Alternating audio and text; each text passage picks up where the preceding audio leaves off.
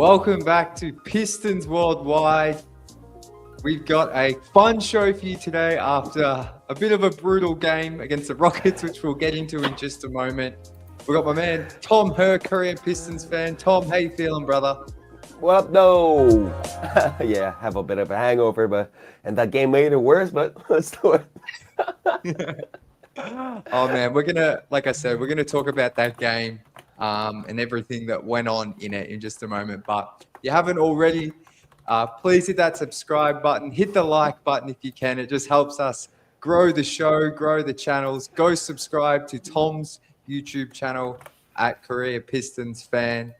We're going to talk primarily about this game. We'll talk a little bit about the games this week, some of the players who have stood out, and then there'll be a fair bit of trade discussion, which might open up a chance for people who want to talk about the team or anything at the end for some call-ins towards the end of the show, about 40 to 50 minutes in. We'll see how we're going. So I'll drop a link in the chat for that. But Tom, let's dive straight into this game.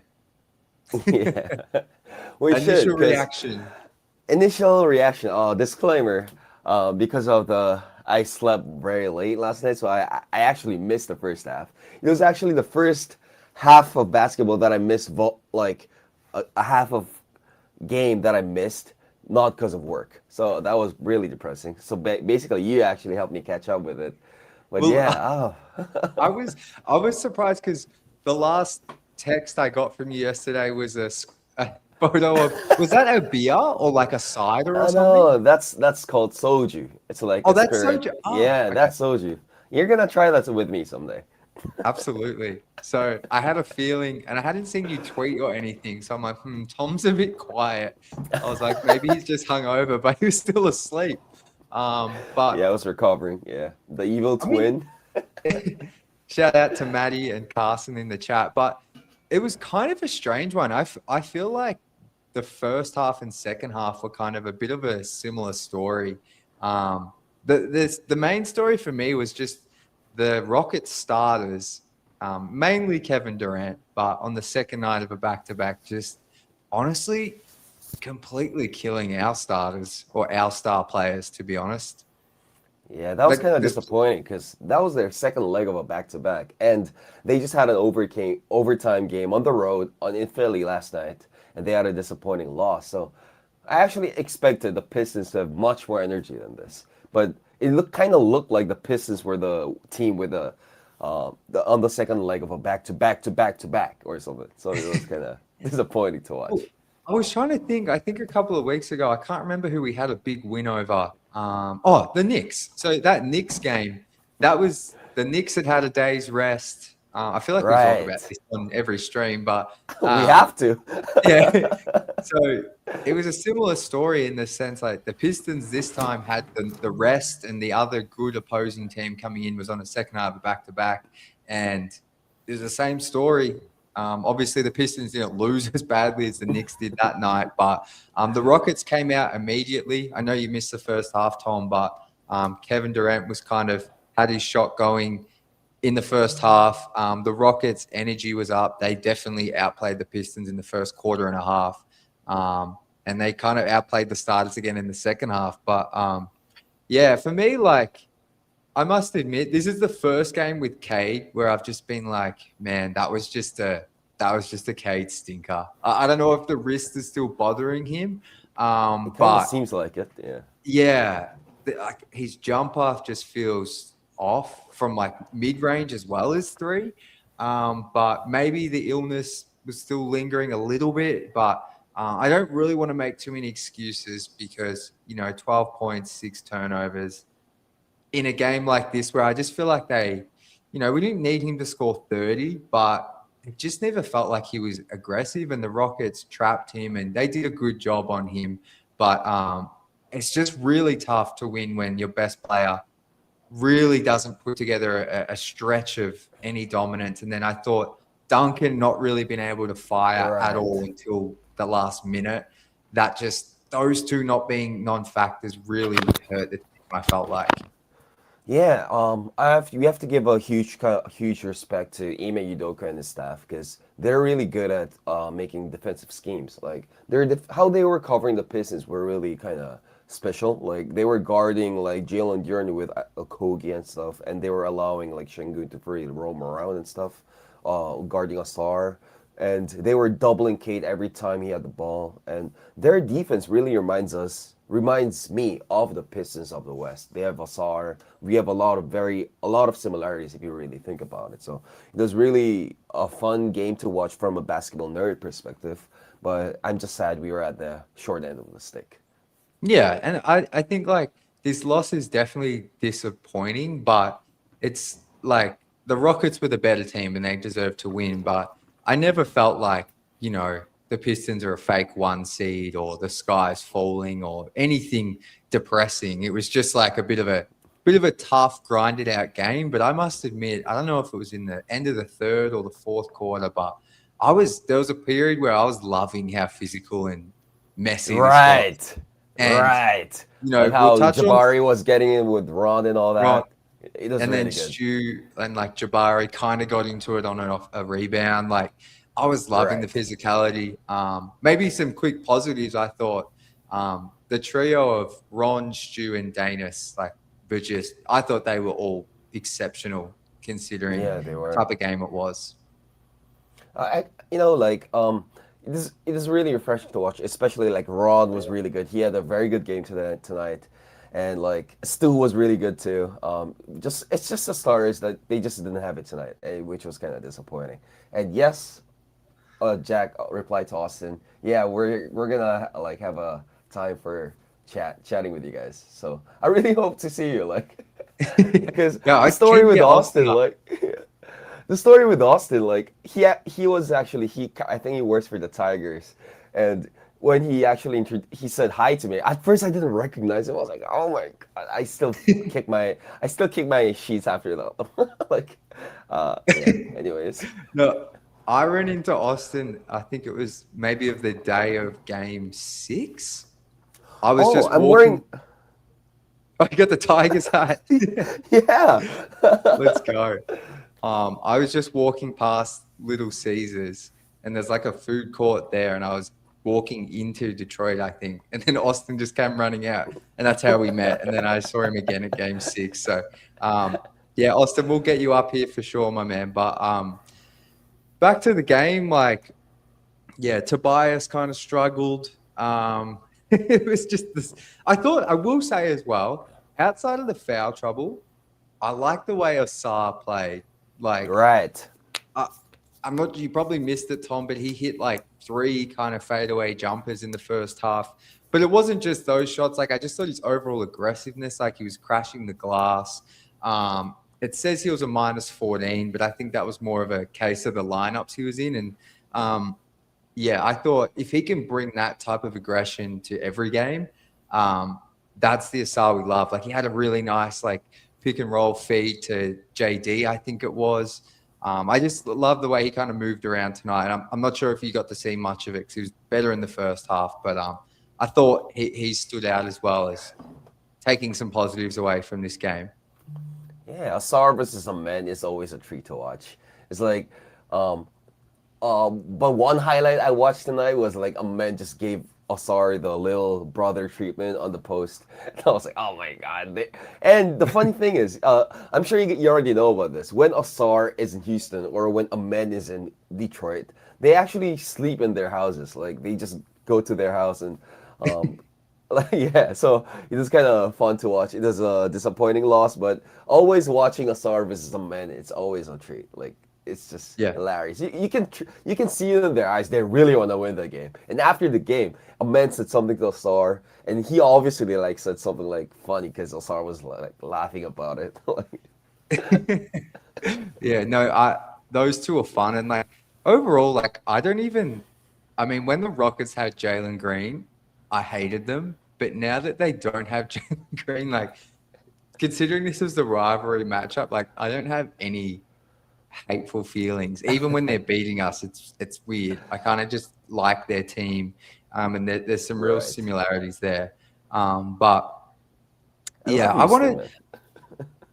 Well, I know the Rockets are your second favorite team, so Yeah, because Tracy used to play for them, and I always T-Mac. rooted for Houston, and I actually love the Houston fan base, like them like Will and Braddock's, I think, like they're really Yeah, good, like they know basketball and they respect the Pistons too. So it's like I love the Houston Rockets. They're probably like my second favorite team. Like it's always good to play against them, and I hope we meet in the finals. It's gonna be a that great would be my series. ideals finals matchup. Right? That would Asar be versus a so man, blue versus red, yin and yang, the good brother versus bad brother, like all that stuff. There's so many storylines for the NBA to feed on. 100%. And just back to, I probably just glossed over Stu, Ron, and Danis too much. But I think one of the things I want to shout out with Stu is just like how good he's become as like a post scorer. Like I feel like I Right. say it on most of the streams these days, but like some of the moves he has, like Clint Capella was blocking everything tonight, but then Stu on the other end was just able to use like his hook, his footwork at times. Like 16 points from him, that's almost a team high for a guy that's not a super athlete or an amazing, shooter. Um, I just continue to be impressed with how good his touch is around the rim. Right. He has such broad shoulders, and he bumps for example, the left one into you so that you cannot really contest the shot. And he uses his right hand, so it's like nearly an impossible shot to block. And it's just depending on him and his touch to make it. So, just watching Stu like with his post moves, and sometimes with the alley-oops with Cade, he's one of our favorite players in the team for a reason. Absolutely. I might, Austin, if you're still here, I'm assuming you want to talk about the game. So I might just drop a link for you to jump up now instead of, because we will change topics a little bit. So there's the link for you, Austin, if you want to jump up, because the show will primarily be talking about the game. So if people want to come up now, we can quickly get your thoughts on the game. But yeah, no, I think like Stu being able to add that this year, like he's had multiple 20-point games, obviously the 30-point game. Yeah, it's just really impressive. And then Yeah. I love Ron tonight, like 13 points, 6 boards, couple of steals, but hits a corner three. After that foul you were talking about earlier, where Jabari got a technical, watching him do like his deep breathing to calm down He was was hilarious. actually biting on his jersey to calm down. Like the whole team, the coaching staff, everyone's holding him back. So that's why he's like the dog pound. Like I think the official dog pound of the Pistons are composed of three guys. Like it's JD, Stu, and Ron. I saw an Yeah. article recently, like Asar was trying to like get into the dog pound, and JD and Stu were like, nah, you're a part-time dog pound. Like that was kind of hilarious. Well, I think I'm willing to put Danis in there. I think like he is like talks, he gets into it with opponents, Right, right. opposing coaches. He talks like, and like he backs it up with his defense. Like, yeah, And I think Javante like has to be in there. Javante too. Javante, yeah, but I Right. mean Danis tonight, another good game. And like 4 or 10 from the field. And I said this after the Pelicans game yesterday. And Austin, I can see you down the bottom there. I'll bring you up in a moment. But he, even if he's not shooting, above 50%, like he shot 2 of 6 from three, but I never really hate any of his shots. And I love how he gets to his shot. Like he takes some pull ups from three and from mid range. But I think I never feel like his shot selection's bad. Like I feel Yeah. like I love all the decisions he makes 95% of the time. He's such a good like scorer off the dribble. That's what kind of makes him special. And he can also like catch and shoot. So and his jumper is so high up in the air. We talked about this, but he just shoots it at the. He's such an athlete, but he jumps so high and he shoots his jumpers at the peak of his jump. So it's like a KD jump shot, but a guard version. Like you really can't guard it, like contest it too much. So that's what I think makes him really special. No, he gets so much elevation, and appreciate you joining, Camille. I'm not sure what time it is for you in Turkey, but I would imagine it's not an enjoyable hour to be up too late. So thank Nah, you for jumping he on, my probably friend. rooted for Alperen Şengün then. So true. Appreciate you, Camille. We'll bring up Austin now. I'm keen to get his thoughts on the game. Austin, brother, what's up? What's up, guys? Can you hear me? Is it good? Yeah. Good. Oh, What up, perfect. no? Oh man, what is up, guys? Oof. Good It's to been a see you, brother. while. It's been a This is a while, cap I man. think you gave me. I Yeah, believe. yeah, Yeah. yeah, man. I still remember when they told me they were like, "Oh yeah, we're going to meet Tom." I was like, "Oh, I gotta go. I gotta see him. I re- Gotta meet the legend." No, that's awesome. No, man, this was a. I didn't get to watch the whole game tonight. I was working, and then after halftime, I kind of got to watch it, but just kind of seemed like they were. I don't know. It's tough because I feel like when K's getting double teamed, it's a lot of just trying to figure out where the offense is going to come from. And I feel like JB did a really good like adjustment with having Jenkins bring the ball up, Cade moving off ball and stuff. But um, yeah, I don't know. That's a tough one. It's hard to be mad at that loss. I mean, the Rockets are good. Like it's hard to deny that. Um, KD is obviously crazy. I'm not a huge fan of having oh, Tobias guard KD in the Yeah. last 3 minutes. Like, I literally before that possession started, I was like, "Oh, we're going with Tobias here, huh?" And then just immediately gets crossed up. Like, yeah, that was gonna happen. Like I don't know. I love Tobias. I think he's a huge part of this team. I don't think he's yeah. somebody that can be part of any trade. I think he's a bigger part to the mentality of this team than people think. Right. Like Right. the leadership that he brings, and just I feel like the connection that he's made with those guys. Like I don't know what the trade is, but I hope he's not part of it. Not saying that I think things don't need to change with him. In my personal opinion, I feel like I don't know, maybe not saying not starter, but maybe not playing in those big minutes like he has been. It's no shot to him. It's just where he's at in his career now. Yeah. Right. I think like that's why like Tobias had an absolute stinker tonight. Like he struggled.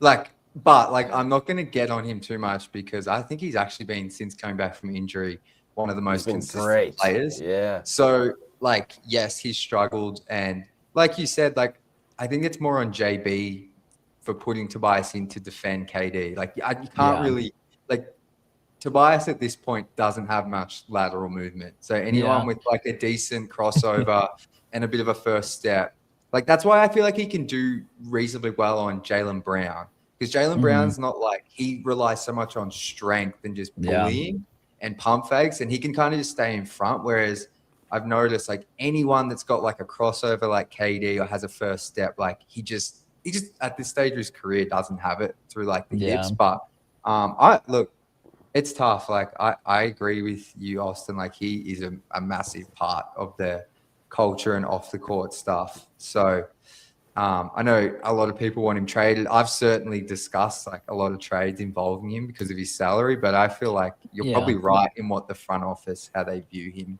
like off the court. And he's been actually really good recently on the court. So he just had Yeah. injuries. Well, I mean, he's somebody I feel like, he gets a paint touch and, like obviously they run a lot of plays out of timeouts when they're like maybe they've given up a pretty big run and they're like, okay, we need some points here. Like the play they run out of the timeout is a Tobias post up and it's been working more times than it hasn't. And, again, like that's like none of this is a shot at him as a player. Like it's just the point that he's at in his career. Like he's on the back end. I'm sure he knows it. Like you said, the speed is not really there anymore. So, but that could have also been just a situational thing. Like with Asar having those 5 fouls, like maybe that's the reason Tobias is in that situation right there. Like, there's so many things about the game, and it's weird. Um, it's been a while since we talked. I think the last time was probably last season, and Yeah. from It's been a long time. that season to this one, it's so weird how things have changed so much in like last year watching games. Like watching this game tonight, I was like, I can't remember the last time they've been in kind of like a dogfight game, Yeah. like that, where they were Right. playing from behind most of the time. I mean, that West Coast trip, maybe a couple of those ones, but this one felt like there were higher stakes to it than just a West Coast trip. Like this felt like a playoff game. And so, you have that kind of added, I don't know, pressure to it. And that makes it just kind of turns everything up. So like watching it was just like, oh man, this is a different feeling than watching even the last year's Pistons. Like it's different. It's fun though. 100%. Yeah. Well, going back to like KD, it's kind of freaking KD we're talking about. Like, so I don't think it would have made that much of a difference if we guarded him with Tobias or Jalen Duren or Jack, like whoever was guarding like KD. And I actually heard like it was really good to see Stan Van Gundy like in the broadcast. Shout out. But yeah, he actually mentioned that KD, one of the best scorers of all time, who's about to overtake Michael Jordan of all time, um, has the highest scoring average against the Pistons against any other team. That's kind of crazy. Like Wow. KD owned us for 2 decades. That's kind of crazy if you think about There was a it. stat at the end. He averages 31 for his career against the Pistons, the most. Jeez. Oh my God. Like, I just feel, yeah, like I just feel like whenever we play him, like I think on the second game of the season he had like 35 or something against us all the way back in October or whatever. Yeah, but from a Rockets perspective, this game was probably they needed to win this game so much. You know, did you watch the KD presser last night after the loss? He was like, "We need a change right now. We're too mediocre. Like our lineup's too good to be this mediocre." And he was like going at it on his team, and like it is just. I'm sure they really appreciate this kind of win against us, like, against the number one team. I think because I yeah. think that's a great point, Tom, because I think they were saying on the broadcast they were like almost basically 500 in their last 20 games after starting Right. like 15-7, and then adding what you said there, like not making excuses for our guys at all. Like they were thoroughly outplayed and didn't deserve to win, but it felt like there was a little bit more in this for the Rockets. Like Right. like And the and like Pistons obviously came into Houston, won that second game of the year, and then everything you just said. Yeah. yeah, like, and a lot of the NBA community are trolling the Houston Rockets right now especially because how the Suns are so good, like right now, like trading away KD, and they're actually higher than the Rockets in the standings. But it's too Crazy. bad that Devin Booker had a serious ankle injury tonight. I think I saw it on Twitter. Him and Jalen Green actually injured his hamstring again for the 3rd time this season, which is You're kind of kidding. yeah, I'm serious. I'm serious. He actually like pinged his hammy again. He just came back last game, but he pinged it again. So, kind of feel bad for It's him. But crazy. anyways, I'm sidetracking. But yeah, I hated that the Pistons lost, but I'm happy for that team and the fan base. Ooh. Austin, while we've got you, brother, what else have you? Was there any other takeaways from this game, or obviously anything this season? Like you said, we haven't spoken in a while. So, Yeah, it's been a um, minute. I mean, yeah, I can say this. I'll say my piece and I'll get out of here. But like, yeah, I mean, I think at the beginning of the season, I can't remember if it was the Washington game that they won where basically everybody was out and the bench really stepped up. And then I think following that was when they beat the Pacers with the all bench lineup or around the same time, whenever that was. And it just like I don't know. Every win comes like a different stat. Like after the other day, they won and it was like JB has more wins with the Pistons in a year and a half than they had the previous 4 seasons. Like Ooh, when you like that's man, that really puts it in perspective. And like I try to go it back and think does. of myself watching those games because I've yeah. watched most of those games and like the Monty season or like even the season before when Cade got hurt at the beginning and it was Oh, basically Jaden Ivey and Jalen Duren's rookie season, like those really were the trenches of the Pistons. So like when you get to moments like this and it's like, oh man, I'm upset that they lost tonight. But to put it into perspective, they right. didn't lose for the 28th consecutive game. Like that's stuff that they also Yeah. I'm gonna frame this question because I've wanted to ask it. Do you think like let's say the Pistons get to the maybe not Eastern Conference Finals because that feels like a lot of pressure, but like the semifinal round to go to the conference finals, do you think they would feel more pressure in a game 7 than they felt going for the record breaking loss? Oh, that's a That's a great good. question. But Like yeah, I think so. I think they will feel more pressure, like more desire to win, I think. Because losing, at that time, they were kind of expected to lose most games. But this one's like they're trying to prove themselves. But I don't know, that's kind of very difficult, man. I never lost 28 games straight before. So.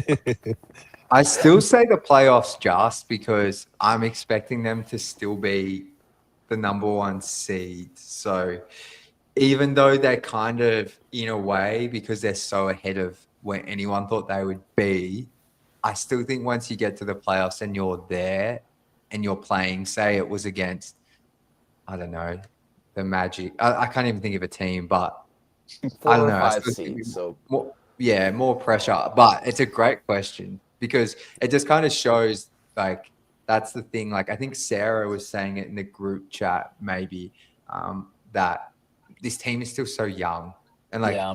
they're so young. Jalen Duren, is he 21 or 22 now? Like I know some Oh, fans get man. sick of listening to the ages and like it's just like we're here now, go for it. You might not never Yeah. ever get back, but they are crazy young. Like even like KD's on the Rockets. Yes, they have young players like Şengün, Amen, but it's like they still have one of the best scorers of all time, top 15, 20 player of all time, like leading their team. Yeah. Even the Thunder last year, like Shea's like 27, I think. Like he might have been 26 in that finals round. Like they're young. I'm not saying, but it's like Cade's 24. Like I don't know, like they are so young, but I understand like how fans want them to go for it now and, don't just think you'll ever get back here, but they're so young that it's like, that's Yeah. why I try and just stay a little bit calm, even Well, in I like, mean, yeah, Austin, go. like Ron's 20, like what just the really hell? quick, when you try to Yeah. think about teams that maybe did it that way, like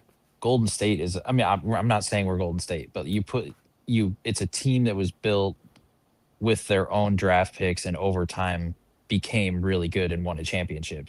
Like Yeah. obviously you end up getting KD, whatever, but like that first championship they won, like that's it, they make a trade for Andre Iguodala, or did they sign him? I think they traded for him. I think it was Either like way, trade. you bring in him, but everybody else is pretty much homegrown. So like I think the recipe is there for them because again, they are so young and they have so much talent that still can be progressed that like I'm not ready for an all-out trade. Like I get maybe a shooting piece, but that's where I'm at. But yeah, Speaking of shooting piece, like Malik actually posted a like saw that. Instagram post like when we were about to lose. I think he kind of planned that. So he was like posting a video of him working out. And I was like, all right, Malik, you know what? I miss you. Can I, Austin, just before you go, I'm keen to just get your thoughts on the whole Ivy situation. Can Austin talk about the Tigers for real? Like how's the season like planning going? Like, Let's I'm go. kinda interested. Like how Ivy it works. thoughts and then some Tigers thoughts because Tom's definitely going to be in Detroit when the Tigers. Yeah, I are back. gotta watch. Yeah, the Ivy situation, man. Like, part of me is like, got to give him time. He just came back, but then I saw like a highlight reel the other day from his first game back was against the Bucks. Like, that was very early still. Like, it was like a month into the season, maybe. So, I mean, at this point, we're 2.5 months into his return, which like maybe it's a lot to expect him to come back and be in form, but a lot of it is like some of the plays that he's making. He's really loose with the ball, driving a lot. His shooting, I think, will come. I don't know, like it's there and it's not. He was shooting 40%. Just give him a minute, but I don't know. There's a lot. Twitter was going crazy the other day about the body language on the bench. I mean, everybody was talking about that. And I do think there's something to that. And it just kind of seems like he missed out on the main bonding time with the team last year, whether he was rehabbing or what. But when they made that turn, really after that West Coast trip was the end of the year, and then boom, he breaks his ankle and he misses. Though, I mean, that 2-month stretch where they really blew up, I'm sure there was a lot of team bonding going on, a lot of like realizing who they are. And I feel like him not being there for that really is what set him back the most. I think he just didn't learn how to play with this team the way they all learned how to play winning basketball. And it's not a shot at him. I think he'll be good. I don't know. I want him to stay around. Like I'm a Jaden Ivey truther, man. Like I do, but I think the talent's there. I just don't know anymore if the mental connection with the team is there for him anymore. Right. Like, it's tough. It's a tough situation. It just seems like I'm there's so some type of rooting for him to disconnect there. succeed. Like a Jaden Ivey. Yeah. Man. Whenever he makes a huge shot, Jaden Ivey fan. it moves me. Yeah. So I don't know. I think for me, if you were going to trade him, it would have to be like the perfect trade. Like it would. I'm not going to trade him for anything less. I don't know, because if you don't trade him now, you lose him. Probably. Is this his off season where he'll leave, or would that be next year? Like, I think he's a restricted free agent, like, so he's Okay. either gonna get an extension or a qualifying offer, right? yeah. Okay. Yeah, you're right, Tom. Yeah. Yeah. Okay. So I mean, I don't know.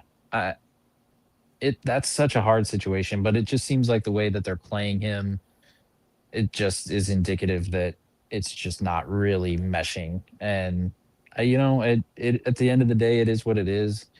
It's a business. Feelings can play a huge part, but you got to do what's best for the team. And I think if you can trade him for a legit shooting piece like that is out there, that if you have Cade, Duncan Robinson, and this additional third person, Cade is going to have so much room because you can't help off. You can't help off. Like, I'm imagining like somebody mentioned Najee Marshall, which I think would be awesome. He'd be incredible. Like imagine if you had him a lineup at the same time. The defense will remember, forget about that. If you have Cade, Duncan, Najee Marshall, Isaiah Stewart, and Jalen Duren, and you have 2 through 3 at the 3-point line, and you're running a pick and roll with Cade, like you can't really help off Najee Marshall or Duncan Robinson. And Stu's got a respectable 3-pointer now. Like just the space that would create for him to either facilitate or score himself, like, those are the kind of things where like Ivy he's a shooter, but you can kind of help off sometimes. Like, just depends on where he's at on the court and stuff. So I think what helps this team the most in the now without having to trade a bunch from the future is that move where you move him for somebody who's a good 3-point shooter, but that doesn't hurt you long term and you're young, because Ron Holland is going to be an absolute dog. Like, just the talent jump that we've seen from year 1 to year 2. Like, I think another offseason he's going to go crazy. He's still young. He's got to control his motor a little bit. He had a really bad turnover tonight where he just drove it crazy. 2 people. It was like, it's like, oh Got man, excited. like, yeah, like those are the moments, like you see all the good, and it's like, one thing is like, he's got to clean that stuff up. Like, and he's been better at that than last season. Like, he knows when to, like, he yeah, kind of picks his spots, but still he does that at times. He gets very he gets very excited or something when he's doing a fast break, so he just drives into 3 people. Sometimes it works, sometimes it doesn't. But yeah. I know. yeah. I mean, but that's just being young, and that's why I think, like, one more off season, 2 more off seasons, he'll be that guy. And yeah, I don't know. It's hard to watch this team when they are 32-11 now and they lost, and you want to be mad, and it's like, I can't be. Yeah. Like, You cannot be mad at this Pistons team, man. We're 32-11. yeah. And I think the thing is, like, if you can't enjoy this Pistons team, then I'm actually good luck ever enjoying basketball. Yeah. The stakes are still very low with this. Like as in, they're all young. No one expected us to be here. Like, no one. Anyone who's saying that, I just think they're lying. Like, if you can't enjoy this team, I genuinely fear you might never enjoy watching your team. Do you know what I mean? I have to check myself. Like, honestly, sometimes when I get a bit frustrated, and then it's like, after a game like that, like, of course I'm frustrated in the game, being like, why is this? But it's like, you can't, like, after it kind of calm down and be like, that was actually, like, genuinely a pretty fun game. Then I'm like, Yeah. I don't think you'll ever enjoy anything. Genuinely. Just, Like, I'm being serious. Imagine right now, we're pissed after 1 loss. But like past seasons, we would be pissed at like 8th straight loss, the 10th straight loss. Like, we would be going like, how could like they? the 11th loss in a row to start questioning, like, is this really bad? And like, we would be pissed at them winning games because it would hurt our lottery odds. Like, imagine those days and compare them to now. Like Jesus, like Frank Jackson, stop scoring. No, you can actually root for. I mean, you can actually criticize the teams for like tonight. Like we could use some shooters. The Stars play bad. You can criticize the team, but if you just hate this team in general, if you like root for the team to lose so that you can prove a point, that's yeah. I agree with you, Jack. Like you will never enjoy basketball if you're that kind of I fan. genuinely Well, think I mean, yeah. Jack created the whole community because people just wanted to talk about how frustrating the losses were. Like, it was like, let's get on here and talk about it, like Yeah. and yeah, it ended up working out though. But yeah, okay, I'm about to go. Tom, Tigers, uh, hmm, there's a lot that could be said about the Tigers and how their off season is going. There's a lot of stuff up in the air. What I will say is, if you're in Detroit, when are you coming? I don't remember exactly. April 18. Like It'll probably still be pretty cold here then. I was gonna say, if It you're was here warm last year, I swear, when I was there in April. It was weird. if it's anything right now, the US is experiencing some very cold times. Like it's yes, currently I saw 0 degrees videos. here right now. Yeah, it's bad. So if it stays anything like this, it'll be cold in April. But a time at a Tigers game can always be fun. Like a baseball game is cool. It's too bad you weren't going to be there in the summer because the vibes at a baseball game in the Yeah. summer are elite. Like it's cool. And well, the Tigers didn't really make any crazy additions. They didn't really take anything away from their team this year. So, they were pretty good last year. Depending on what happens with Tarek Skubal, we'll see how they do this year. But yeah, enjoy your time there. It can be fun. Yeah, Appreciate but it. It's cool going to a game. Like I've never been to a baseball game, and I was just like cool being there. Like it's yeah, just like a completely different vibe to a basketball Yeah. game. I've never been to an NFL game, but that there was like rides and stuff at yeah. Comerica. Comerica Park is one of the What? more it's one of the Yeah, more teams. unique stadiums in baseball. It has a Ferris wheel and a carousel in it. Yeah. So No way. No yeah, way. yeah, it's pretty cool. It's pretty cool. No, but back to the topic at hand. Go Pistons. I was glad I was able to talk with you guys because it sometimes you just need it. You do. Yeah. And we're glad to talk to you, brother. Absolutely. Appreciate See you guys. Catch you, brother. What a legend Austin is. I feel like after like when I was doing the fan reacts last year, me and Austin would just talk through all the losses. I think like his first 5 streams he came on were all losses. But what a legend. But yeah, Tom, do you have any more thoughts on this game? I feel like we've covered it pretty well. Yeah. No more thoughts. And I blame the loss on the jerseys, the Pepsi Max jerseys. Yes. But I think surprisingly, I think this season we actually have a winning record with every single jersey, including the Pepsi Max. But with this loss, I believe the Pepsi Max has the lowest winning percentage. I'm not sure. Don't take my word for it. We haven't worn them much, to be honest. As much Yeah, as like, I think this is like a third or fourth game, I believe. yeah. It's weird. I feel like I mean, obviously it'll even out, but I feel like last year I just remember seeing them way too much. But maybe that's just because we lost so much in them. But yeah, I think we hate the Pepsi Max jerseys mainly because we wore them a lot during the 28-game losing streak season. Like, yeah, it kind of reminds you of the bad times we had with the team. So like, it just brings you PTSD. You're like, no. I just never really liked them, to be honest. Yeah, they're not really pretty. Yeah. Yeah, they're pretty rough, but I'm hoping they're nearly like up because I'm pretty sure when you introduce like because that's like our alternate jersey or they call it statement maybe. I'm pretty sure Right. you have to wear that for like 4 years in a row. So I think the first time we wore it was Cade's rookie year, so maybe that's 5 years. Anyway, What do you hate more, the Pepsi one or the one before that during the Blake Griffin, Andre the Drummond? grey ones? Yeah, exactly. Yeah, the chrome. Do you like that? I used to not like those ones. I can't pick. I hate the Pepsi Max more. Yeah. For me, I also didn't like that gray one. I believe that's a Jordan logo, right? yeah, it's Jordan.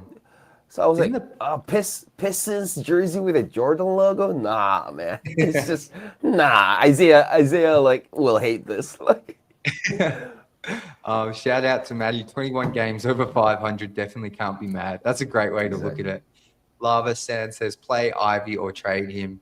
I guess I was going to talk about the rotation later, but maybe we'll just quickly hit on it now, Tom. Wait, What is the your kind Rockets of versus Pistons final All-Star Summit. Winner keeps both wins. That's actually hilarious, man. smelly garage fluids coming through? What But a name. Lava Sand says play Ivy or trade him. I thought JI was like, he had a moment in the second quarter today. Like I thought he's had a bunch of those little like 7-minute stretches where he'll make a couple of threes and you're like, all right, here we go. And then, Yeah.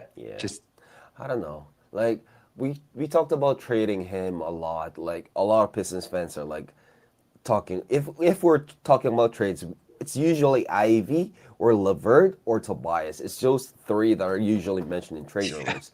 But for Ivy, man, like if we actually decide to trade him, I really wish we send him to like a bad team where they can play him more. Like for example, the Nets. Because I really root for the guy. Like I really wish he succeeds. So he will be able to go to a scenario where he can succeed. Best case scenario, he stays with us and he plays really well. But if not, if we're gonna trade him, like I wish we send him to like a non-toxic, very good like locker room, whatever, where he can thrive. Like I agree. No, because I still think there's a player in there and we see flashes. I thought even tonight, for the first time in a while, he really got into the paint. Wasn't always pretty, but I just haven't really even seen him getting into the paint lately. But I thought there was multiple times tonight. I think he had a little layup baseline. So I think he's slowly getting back to where he was. It's like people might get sick of hearing it, but like a broken leg's just like it's a horrible injury. Like it messes with your confidence. Obviously, it messes with your leg. The rehab would be weird, trying to build all this strength back up into it, unbalanced with your other like. But yeah, at times he just doesn't seem to have the same burst he had last year, which is, to be expected. It's weird. It's weird. I think actually Austin actually made a good point just about the emotional connection with the team. Like often if I hear about a player rehabbing a lot, like they talk about how isolating it is because you don't like practice with the main team. So it's actually something I hadn't thought about with potentially why he just looks a little bit down and not as connected with the team because he just simply hasn't been with them through all the highs a lot of the time. So right. I think we both want the best for him. I still will be shocked if he's traded, but mate, I don't know. Like traded at the deadline, but we'll see. Right. I Yeah. think His contract situation is probably one of the most interesting situations in the whole league, if you think about it. So it's a no-brainer that Jalen Duren's probably gonna get extended to near max money, whatever. Yeah. Especially if he makes the All-Star. But no one can actually really predict what Jaden Ivey's gonna, get from the Pistons. He's probably gonna get an offer that his camp will consider a very insulting and low ball offer. And I think he's gonna take the qualifying offer. And I think that's what's gonna happen, but hopefully not. Maybe if we win it all, they'll just extend them for like 10 years, whatever. I wonder. I think though it's just with the rotation, like Danis has to be playing minutes in the rotation. Yeah. Why are we not converting him yet? Like that's It's because like obviously when the team's healthy, we know the starters, we know the bench is going to involve Stu and Ron. Then it's like obviously Karras normally plays minutes at the 3.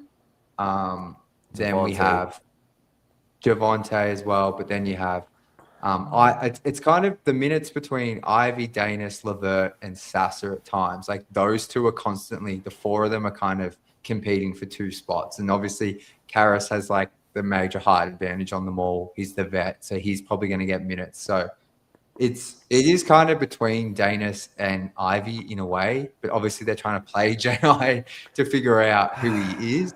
It's tricky, but it's like whenever he's on the court, Jenkins, that is, like very rarely, like, I just think he's such an effective player. It's crazy. Like Stan Van Gundy said he's what did he say? One of the best two-way players, like two-way contract players. I'm like, I don't even I think remotely put him in that conversation. Like, he's just an awesome. he's the best. I think he's the best two-way contract out there by a mile, by a kilometer if you're in Korea or Australia or whatever. But yeah, I never really got. I don't remember the last time I watched Jenkins and like, why would you do that? Or like, what are you doing? Yeah. It's been a long time since, like, I trust him with his decision making, his shot making, whatever. And Jenkins is just him, the jankyard dog. The junkyard dog. Yeah. No, he's been awesome. Awesome. Right, right. Obviously he'll get converted to a regular roster spot, but I think we're good, Tom. We're going to do quick Korean corner because I'm keen to hear about your night. Wow. Ash has actually sent videos for trivia, which I obviously haven't watched the one with the answers, but I love that he's set up. Great. Done a setup and he's recorded himself. So we'll do a bit of trivia and then we'll close it out with some quick trade talk and any call-ins if anyone wants to join. So, Tom, talk us through your night last night. Yeah, because it's a tradition in Korea. If you're getting married, you actually have to buy like dinner to a lot of people, like who are actually gonna come to your wedding. So like yesterday, one of my friends who dated this girlfriend for like 6 years, he's gonna get married like after 2 weeks. So he actually bought us dinner, and we just went crazy. Like we were like, all right, great food and great free food and drinks. Let's do it. So we just went crazy, and it snowed a lot. You know, like it kind of like snowed a lot, so it kind of we had to do it. We were drunk. There's a lot of fresh snow on the ground, so we did a snowball fight, which is the best, yeah. So I arrived home at like 3, and I can still feel the alcohol in my skin. So like, well, what time would today's game start? 9 o'clock. 9. I must admit, I arrived. Yeah, when I was in Bali, so in a 7 p.m. tip off. For me is 11 a.m. in Australia, but in Bali it was 8 a.m. and I was like, wow, this changes a lot. Like, so I was kind of thinking like that's a bit closer to your schedule. I was like, wow, this really changes the dynamic of my day, even though it's like right. I'm so used to it being in the middle of the day. It was weird. That's actually so perfect. Like you can actually have lunch while watching like Pistons basketball. That's crazy. I normally make lunch at halftime.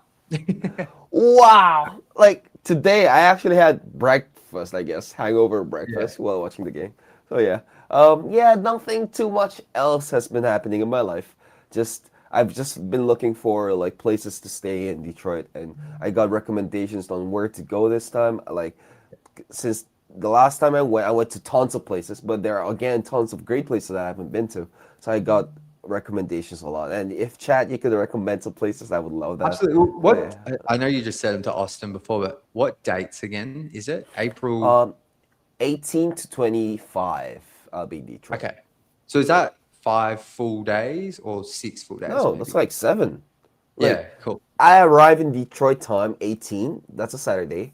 I leave on 25, which is also a Saturday. Like let's say like 7 full days, I think 7 to 8, I guess. Yeah.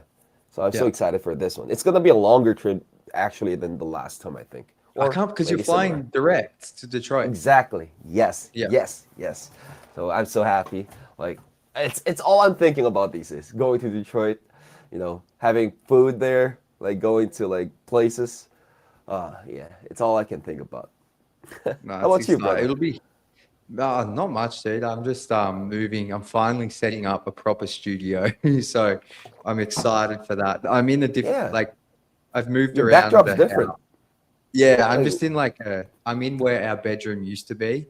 So I don't know. There might be a slight echo, so sorry for anyone if that's happening. But yeah, hopefully if not next time we record the one after, I'll have like a full proper setup for once. So I'm excited for that because I've never had a proper backdrop, and I've got so much like just cool little things I can put up in the background for a proper setup. So yeah, that's kind of what I've been doing. Yeah, you better have that. Frame it. How many times do I have to tell you? Frame that thing, or else I'm coming to Australia and seeing that. Like, just frame it. You say you're gonna steal it?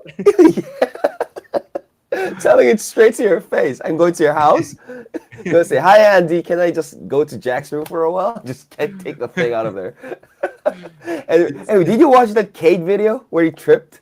Like, Yeah, that's hilarious. that's hilarious. -10 aura. Yeah, that's so good. But that's really all I've been doing. Obviously, I was on some boats last week on the Yarra. I got really, really drunk. So, so I might be back on my notebook again. Are you drinking again tonight? No. I'll be maybe the next time I'll drink is when I see you. I need to lock back in. It's time to lock back in. I feel like past Not months, drinking? Christmas, or since Christmas, New Year's, been in Bali, like I just been drinking more. I haven't been locked. That's in. great. Yeah. You're Coming encouraging. from an alcoholic. But as you know, I'm trying to get to Detroit when you're there, of course. So we'll You better, brother. You have to be keep there. manifesting it. So Yeah, you will be. But all right, let's do some trivia quickly. Appreciate everyone in the chat as well. Sorry, I haven't been as responsive, like I said in there earlier. We don't have Ash with us today, but Ash has sent us in some trivia questions. So I'm going to pull up the videos now. We'll see how this goes. Billups jersey, love it. Pistons Worldwide, how did you go? That was a bit of a tough one, I'll admit that. There are 9 sets of twins that have played in Oh, the NBA. no. That's the answer. Shit. All right, this is... Oh my God, Jack! All right, guys. This is the question. Did he just say how many sets of twins? Yeah, he did 9. No. Oh no. Oh my God. Let me guess. 9? We can still 8? do this though. Okay, So let's try to I'm guess just gonna which one. play the question video because we have to Alright. guess who they are. But Ash has made this video, so I want to play the question. Sorry, guys. That was hilarious. Hopefully this is coming to you after a massive win against the Rockets. It's not. Unfortunately, I can't be with you guys today. I've got to work. But it's been way too long since we've brought you Pistons Trivia on Pistons Worldwide. So I had to bring this one to you. So, Jack, Tom, viewers, let's go. Let's lock Can in. you guys tell me how many sets of twins have played in the NBA? And I will give you bonus points if you can tell me their names. All right. Okay, so we know how many twins have been in the NBA. Can we name who they are though? Because I revealed. So the Morris twins, obviously. Okay, let's get the easy ones out of the way. Thompson. Oh. Yeah. What's just that? me. It's when I do a thumbs up. Hang on. There we go. What? How come it doesn't It's- work for it's- me? It's on my Mac. It's on my camera. It's weird. Yeah. Anyways, Okay. yeah. Morris Marquise twins. Marcus Morris. Osar Aman. Yeah. Brooke Lopez and Robin Lopez. Chris and Keegan Murray. I've got one. There was these twins on the Pacers team. 4. I remember watching it with Reggie Miller. This I don't even know why I know this. I have no idea. Anyway, I'll think of that. Who else can we think of? We've got 4. More twins. We got Tiana in Detroit. Does she count? Shout out. I have no idea, man. Like, if we hear it, would we know? Like, would we recognize the players? We will. We'll know at least a couple more of them. Do you think Ash's video contains who they are? Like, or he just needs a number? He will. He'll say who they are. I can't think of these twins on the Pacers. All right. So who do we say? Morris twins, Thompson twins, Lopez's, and who was the 4th one? Murray, Keegan, and That's Chris. a good one. All right. Right. All right. Just The chat's not interested. They're out. All right. Let's see. You spoiled it, Jack.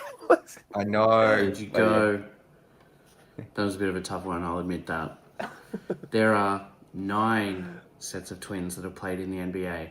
We have, of course, our own Asad Thompson and his brother Amen. We've got Keegan and Chris Murray, Cody and Caleb Martin, Oh, Justin and Julian Champagny, they're twins? I have no Marcus idea. and Mark Heath Morris. Yeah. We've Okay. got Tom and Dick Van Arsdale, Horace and Harvey Grant, Yeah. Robin and Brooke Lopez, and lastly, He forgot. Jason and Jaron Collins. I wouldn't have got I'll that. have a look at how you guys did, and Oh I'll my be God. back with you guys as soon as I can, believe me. All right. Thank you, Ash. Caleb and Cody Martin. Yeah, I missed that. Like, yeah, I knew That they was were it. twins. Yeah. We could have gotten that one. The Champagne And I- twins, I had no idea. I knew they were brothers, like Julian and like on Spurs and the Wizards. I believe they're like Julian and Justin, but I didn't know they were twins. I knew they were brothers, but I didn't know they were twins. That's kind of interesting. And the others, Yeah. I would never have guessed them. Like even if you gave And me like whoever 5 I was days. referencing with the Pacers, they were not on the list, so they're not twins. All right, Tom. So if anyone, I'm going to drop a link now. If anyone wants to jump up for a chat, please put this into your browser and come join us. But to wrap up the show, Tom, while we wait for any potential guests, I did just want to touch on some trade stuff because there's always a little bit happening for us to go through. So what was your reaction to, first of all those net scouts being at the Pistons Pacers game earlier in the week? You know, when I first saw that, I was like, nah, this can't be true. But the details were too like detailed, and a lot of people were saying they actually saw the scouts. So that was kind of like, okay, this actually could have happened. But I'm pretty sure they were there. You know, they're probably going around the whole league, watching every team because they're trying to sell MPJ. They have to. They will sell MPJ by the deadline, and maybe even Cam Thomas. Who knows? So I think they were here to look at like, especially the young players, and I think it's gonna be mainly Jaden Ivey who they were looking at. So I don't know. That's why that kind of intensified the trade talks on NBA on Pistons Twitter especially. But I don't know, man. MPJ on the Pistons. I would love it from a basketball perspective, but I would hate it from a podcast perspective. I will say, Michael, the possession ends here, Porter. Michael, you get the offensive rebound if you want the ball, Porter. Like all the memes are endless. So all the off-court stuff, because I was kind of like that, right, initially, where I was like, no. The off-court stuff, I don't want anything to infiltrate like the vibes and culture. But Bryce Simon went on the All NBA podcast with Adam Mars, and he normally hosts with Tim Legler, but it was a great podcast. I love listening to Bryce. But Adam, who he like covers the Nuggets extensively, he said like the MPJ off-court stuff's very overblown. He's like, we had him here in Denver. He was a first-class teammate on the court. Like he spoke so highly of him as a player on the court. And he acknowledged some of the off-court stuff's interesting, but like as a teammate and vibes guy in the locker room, like was awesome. So that kind of really gave me like, that kind of got me low-key a little bit excited. Not like, You know, like but, I don't know, man. MPJ, no. I'm just saying in the event the trade happened, like I wouldn't be panicking about that stuff because that was a real thing. I feel like that a lot of fans are worried about, and I get it. The MPJ stuff's very interesting because I must admit, just going back to the Rockets game, like where this team struggles on offense is obviously in the half court. And the reason I keep talking about Duncan is because like he's been exceptional the last 6 games. And he just had an off night tonight, which he'll have every so often. And you really felt like the offense was just disgusting, to be honest. Like if it wasn't in transition and Cade doesn't have his shot, it's just like if Duncan's not knocking down threes, it gets really like congested and bogged down. And that additional like shooter would go a mile. So yeah, and MPJ does not see it contest. He does not. You cannot actually contest his shots at Yeah. all. He's like KD. He's so tall. His release point is so high and so quick. So he probably is a threat anywhere in the court. So from a basketball perspective, I would actually really love to see MPJ on the Pistons. Like you cannot actually even criticize him that he's play a style of play is not a winning basketball because he literally won a chip. So the only thing that really worries me about trading for MPJ are two things. Like his contract is huge, and the second thing is his back. He has a chronic back injury, which kind of flares up once in a while. So if that flares up after we trade for him, that could be like $50 million or $40 million just that's sitting there on the shelf. So that's the biggest thing that scares me about trading for him. But if, for example, we had MPJ on the team, we would, right now we're like from national media, we're probably like not the number one favorite to win it all in the East or whatever. But if we get MPJ, we're going to be the overwhelming favorites to win the East. Like, so I see it from that The back perspective. stuff's a great point because especially as he continues just to get older, like I assume back injuries are way like they're concerning no matter what, but as you get older and have more miles, that's real. I will just say with the contract, it's actually I think he's on mid 30 millions this year, say 36, and then I think he's Really? only on 40 next year, and then it's done. All So right. yes, if he did have a Oh. back, so it's not as long term. Like Jaren Jackson Jr., for example, after this year has 4 years, 200 million remaining. That scares me a little bit more. But no, the back stuff's definitely a concern. But the other, so I can see we've got Nabil and Maddie here. Who we'll get to you two in a moment.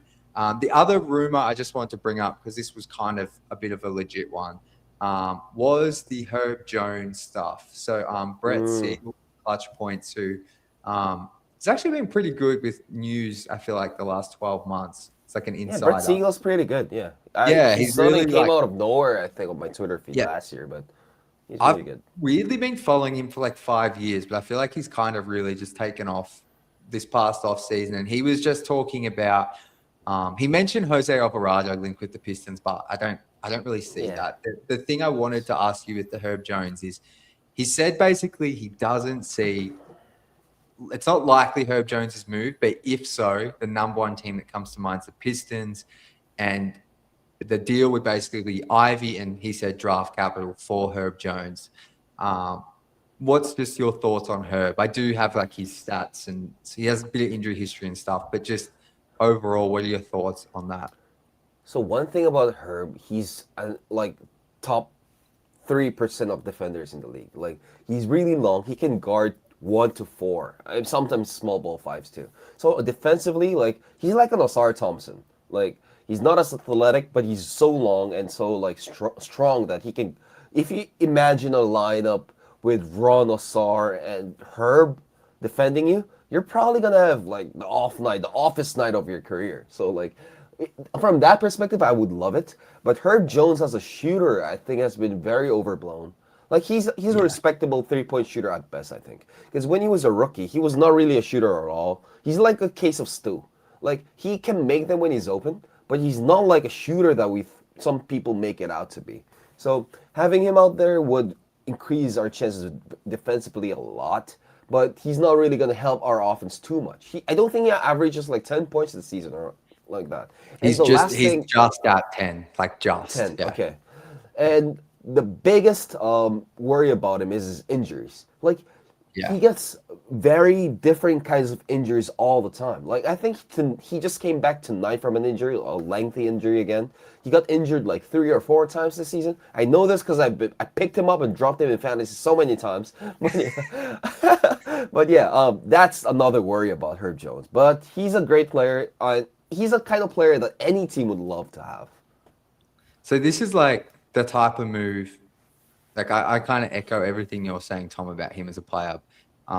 This is the kind of move I wouldn't be opposed to moving Jaden for. I'm not really in the business of moving Jaden for like Malik Monk or kind of Kobe White or someone who's like kind of the same type of player. Herb does have he's in the first year of a 5-year deal. So you are like locking into him for the foreseeable future. It's nothing crazy. I think it gets up to 22 million in the final year. But like, yes, he doesn't add shooting, but like, I don't know. I just feel like a wing like that for Ivy, who could get a change of scenery. Obviously, there's the Troy tie there. Depending on what the picks are, like it's a conversation. I saw some people and very fairly saying like we don't need more perimeter defense, but maybe you can really like mold, continue to like Herb's 27. He's not young, but like maybe he could. If you get that 3-point shot to like 38% instead of he's a career 36 and this year's 33. It doesn't take too many, but yeah. Yeah. So too. I just think a wing that size that can defend and bring so much to your team is like, and you would still have Tobias. Maybe Tobias still starts this season and then there's a natural changeover there. I kind of If you just really like think about it, it's a deal that could. It's a deal like that could really happen because Troy Weaver has a thing for his guys. Like when he locks into a player, he really loves him. Like you can see like how he like traded for or signed Sadiq Bey, like and Wiseman, like Marvin Bagley. Sadiq's right there, and he loves big men. Like he signed Kevon Looney. Like I feel so bad for the New Orleans fan base, but you could see like he drafted Jaden Ivey, so he's one of his guys. So you can tell like if Troy Weaver wants it to happen, it could happen, but I don't know. I would be depressed for a good few weeks if it happens because J.I. is my guy. Yeah. Well, look, there was some other trade stuff, but those were the main things with actual news from the week. So if anyone in the chat, let us know your thoughts. But we're going to bring up Nabil now, then we'll go to Maddie to close out the show. Nabil, brother, what's going on? What's going on? How's everyone doing? Though? What's going on? Tough loss today for the Pistons. But it's only one game. You're going to be back next game. Now, the rumors are interesting because a lot of rumors are coming out these times because of the trade deadline coming up very soon. I do think Porter Jr. would be a good addition to the Pistons.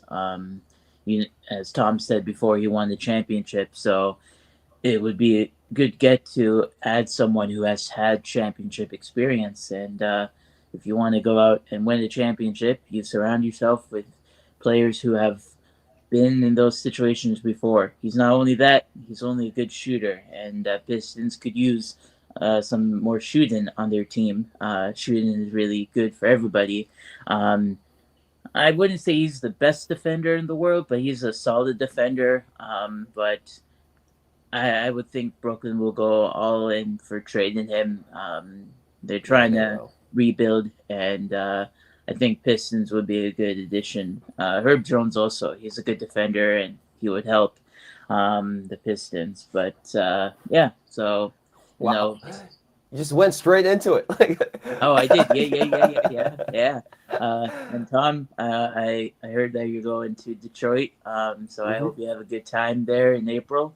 And hope you are you going to is it playoff there time? Yeah.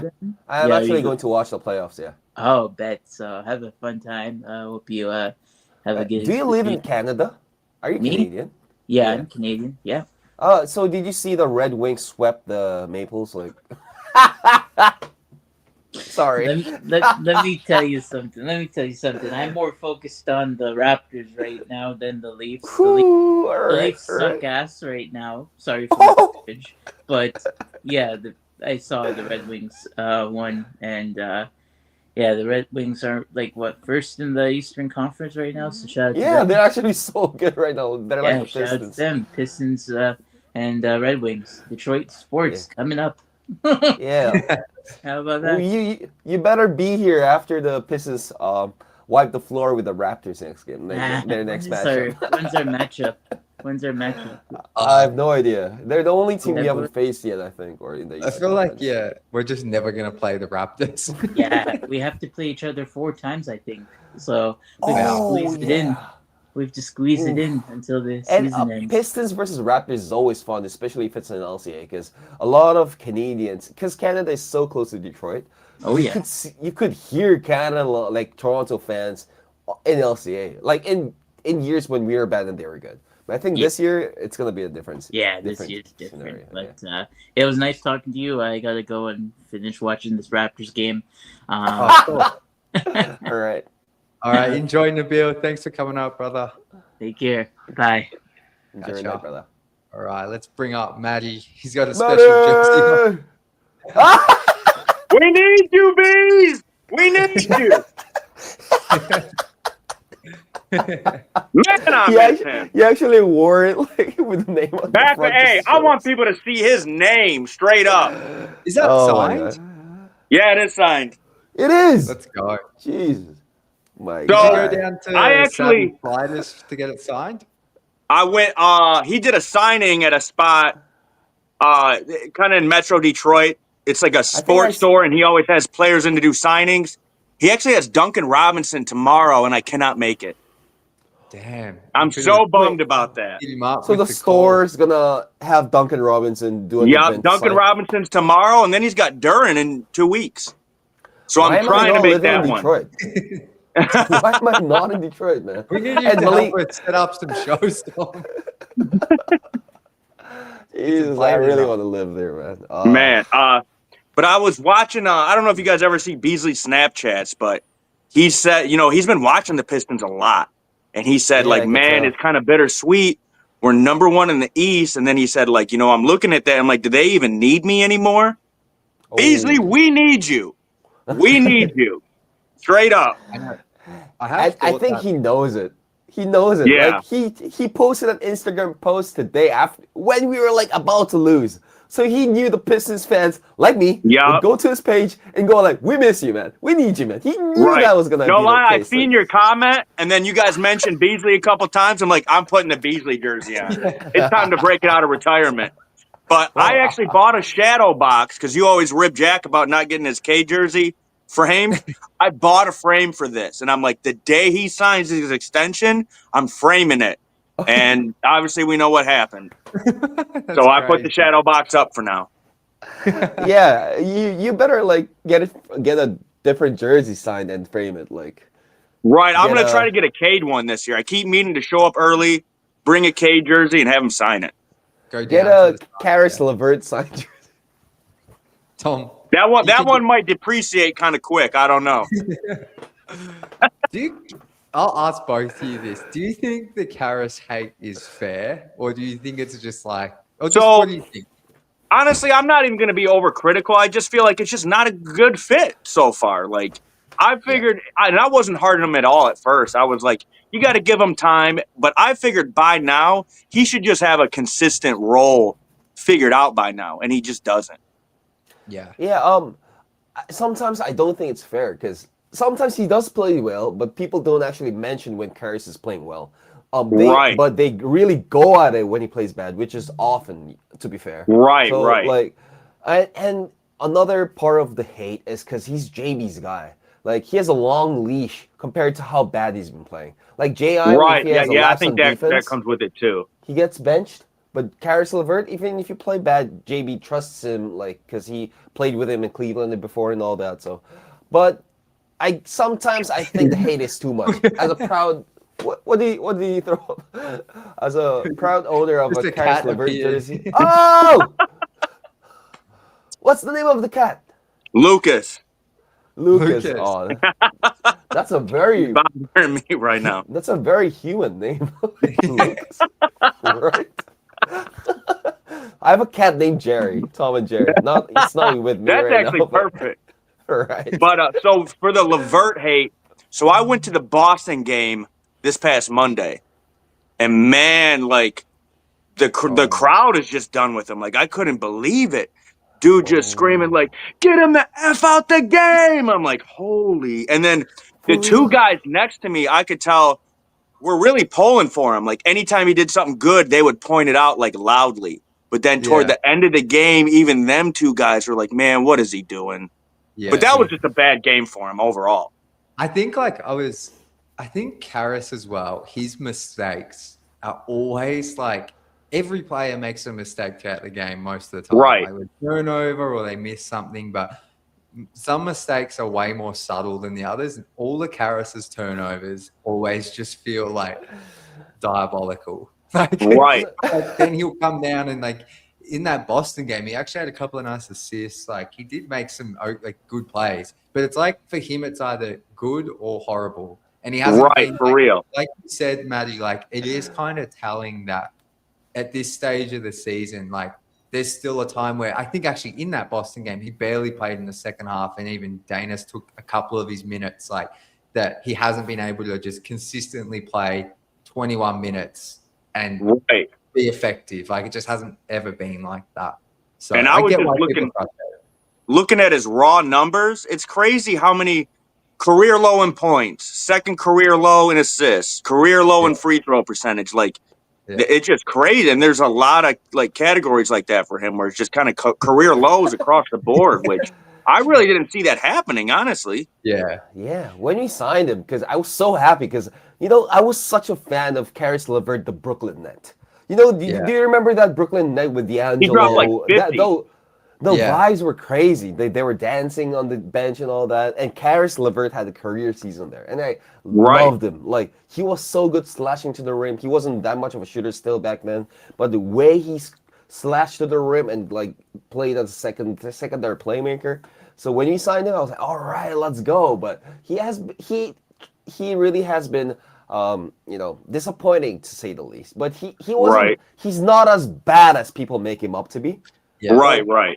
I think as well, like there's always going to be a player that's like the worst on a team, like, and that all the fans like, they get the most hate, and I feel like this whole team's kind of just been everyone's been perfect apart. Right. Like, so if you want to hate the team, it has to be someone, right? Exactly. So and I think a lot of people just want to see Jenkins get his minutes is another big part of it.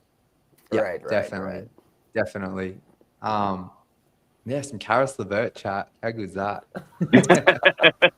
We cover it all here. Any other thoughts, Maddie?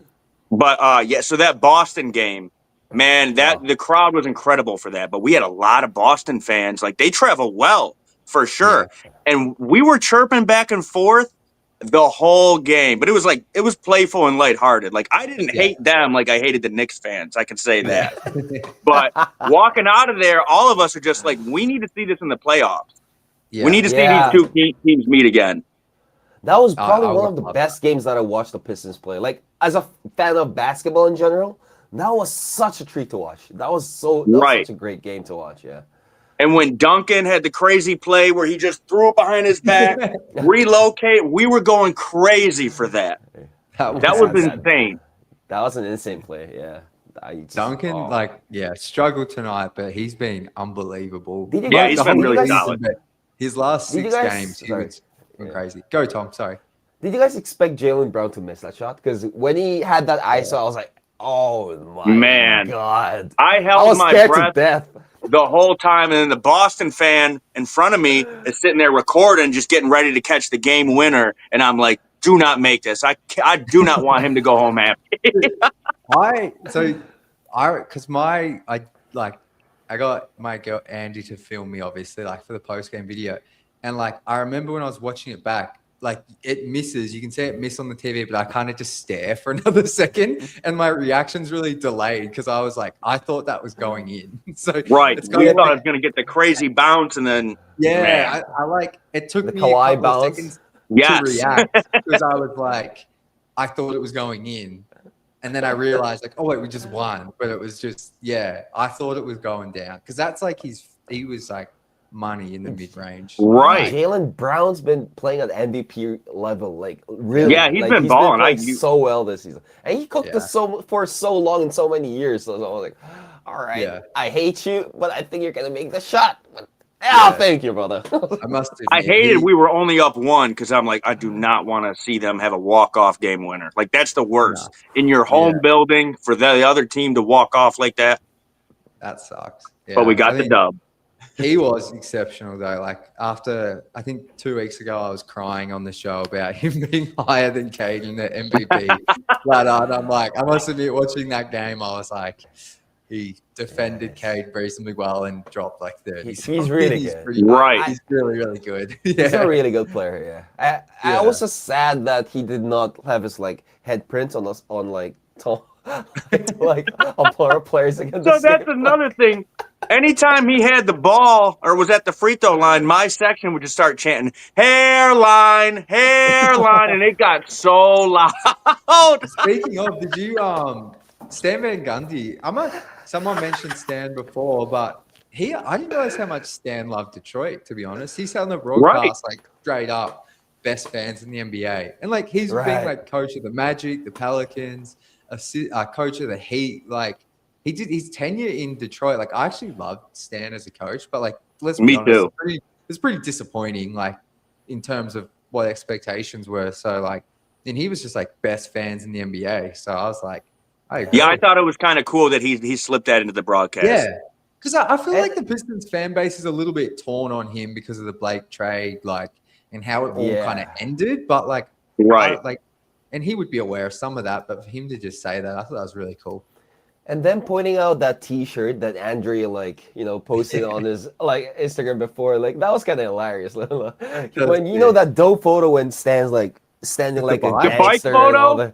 Yes, that's iconic. It really is. Between that and the build the effing wall quote from him, like he's a Detroit legend. That game, I loved how they made that stand. Sorry. Do you guys remember where you were when that build the effing wall that game? Yes, I remember watching it up in my old room. And he just drawing up the play, and it just build an effing wall.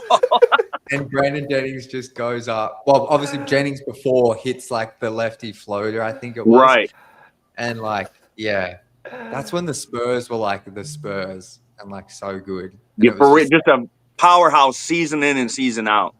We just cut Josh Smith, and I think that was within the 7-game winning streak. I remember that. It was, yeah. Josh Smith, man. Oh, that lineup with Ray and wow, that brings back memories, man. Yeah, that was a terrible lineup. Man, who cares about spacing, man? Who cares about threes in today's NBA, man? Dude, I know. No, we've been through some interesting times. For sure. For sure. Took a long time to get to this point. Yeah. No, I agree. It's kind of crazy. Kind of crazy. My cheeks hurt. I know. Well, Matty, brother, thank you for coming up. I don't know if you have anything else to add, but we're going to wrap up the show after this. But yeah, this has been really fun.